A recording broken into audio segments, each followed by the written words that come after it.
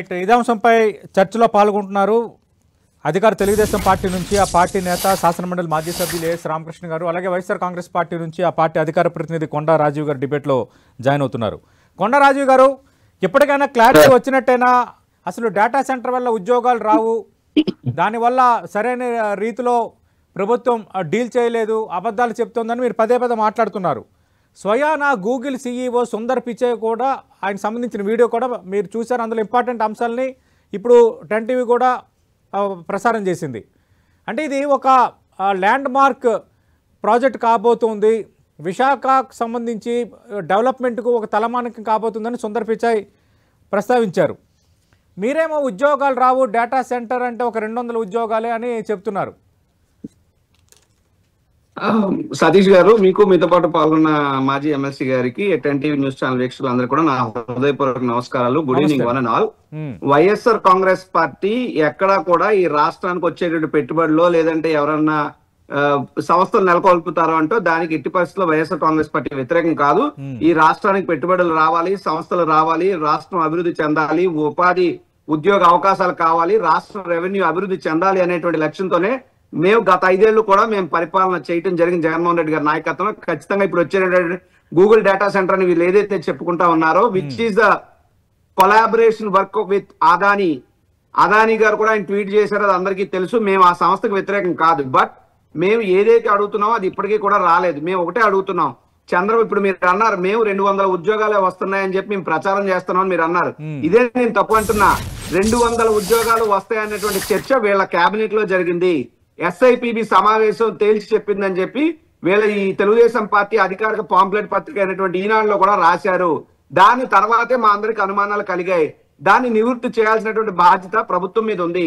ఏ ప్రభుత్వం అయినా ఏదైనా సంస్థ రాష్ట్రానికి వస్తుందంటే వాళ్ళు ఎంత పెట్టుబడి పెడుతున్నారు, వాళ్ళు ఎన్ని రాయితీలు అడుగుతున్నారు, రాష్ట్రానికి వచ్చే రెవెన్యూ ఎంత, తద్వారా వచ్చేటువంటి ఉద్యోగ ఉపాధి అవకాశాలు ఎంత, తద్వారా అభివృద్ధి చెందేటువంటి ఎకో సిస్టమ్ ఏంటి, ఇవన్నీ కూడా పరిగణలో తీసుకుని ప్రజలకు చెప్పాల్సినటువంటి బాధ్యత ఆ సంబంధిత రాష్ట్ర ప్రభుత్వం మీద ఉంటారు తప్పితే కేవలం ప్రచార ఆర్భాటాలు చేసుకోవడం తగదు.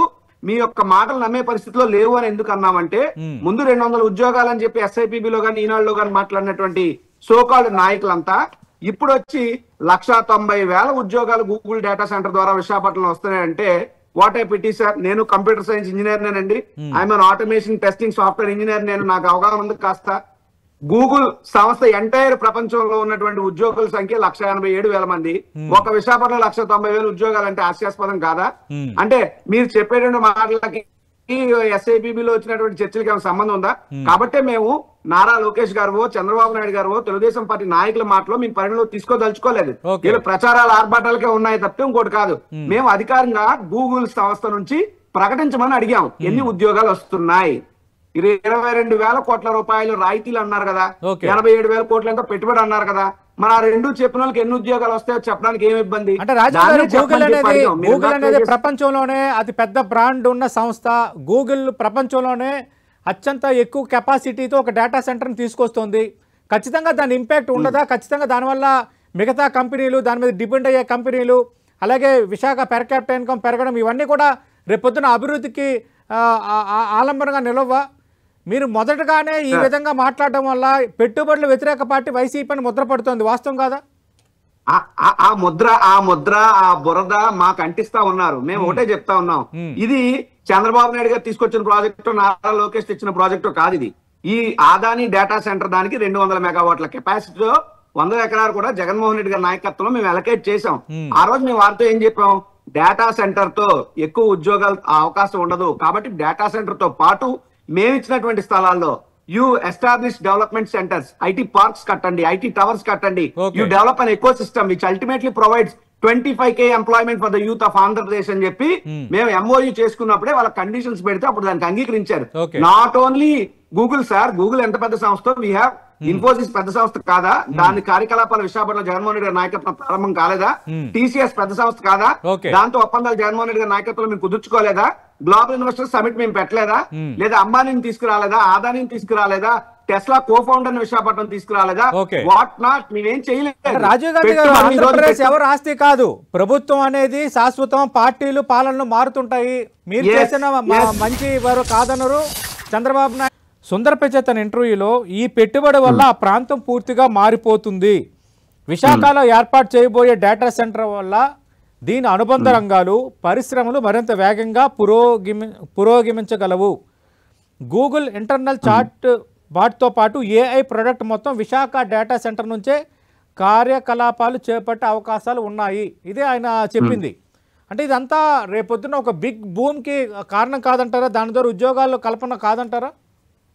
సార్ ఆంధ్రప్రదేశ్ రాష్ట్రంలో ఇప్పుడు తెలంగాణకు హైదరాబాద్ ఉంది, కర్ణాటకకు బెంగళూరు ఉంది, తమిళనాడుకు చెన్నై ఉంది, ఇంకో రాష్ట్రానికి ఇంకోటి ఉన్నాయి. వాట్ అబౌట్ ఆంధ్రప్రదేశ్ అంటే 14 నుంచి 19 దాకా దిక్కు దివాణం లేక ఏడిస్తే 19 వచ్చినటువంటి జగన్మోహన్ రెడ్డి గారు విశాఖ యొక్క కెపాసిటీని విశ్వవ్యాప్తం చేస్తూ గ్లోబల్ ఇన్వెస్టర్ సమిట్ పెట్టి అందరినీ పిలిచి ఇది మా ఆంధ్రప్రదేశ్ రాష్ట్రానికి ఉన్నటువంటి అవకాశాలు, ఇది విశాఖపట్నంకు ఉన్నటువంటి పొటెన్షియాలిటీ, విశాఖపట్నంకు ఉన్న కెపాసిటీ, భవిష్యత్తు 10 ఏళ్లలో విశాఖపట్నం తారాస్థాయికి వెళ్తుందని చెప్పి విశాఖపట్నం వైపు అందరూ చూపు పడేలాగా చేసింది, విశాఖపట్నాన్ని ప్రపంచ పటంలో పెట్టింది జగన్మోహన్ రెడ్డి గారు. అయితే మేము ఒకటే అడుగుతున్నాం, అప్పుడు మేము చెప్పినటువంటి ఎంఓయూలకు కానీ ఇప్పుడు కానీ సంబంధం లేకుండా ఉద్దేశపూర్వకంగా ఆదాని డేటా సెంటర్ ఎక్కడ అనకుండా ఇలా ప్రచార యావ కోసం ప్రచారాలు చేసుకుంటుంటే ఉన్న వాస్తవాలు చెప్పిన మా మీద మీరు కావాలంటే చూడండి. భీముల శాసనసభ్యులు మాజీ మంత్రులు గంటా శ్రీనివాసరావు ఏం ట్వీట్లు పెడుతున్నారు మీరు చూడండి.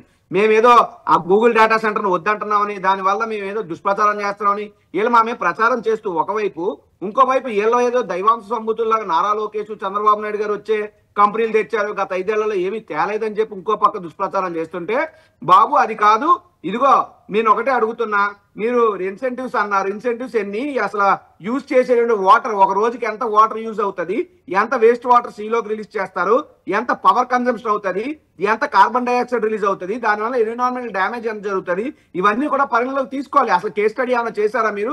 ఇప్పుడు ఉదాహరణకు అమెరికా ఉంది, అమెరికాలో ట్రంప్ మన భారతీయులను ఇంత ఇబ్బంది పెడుతున్నారు.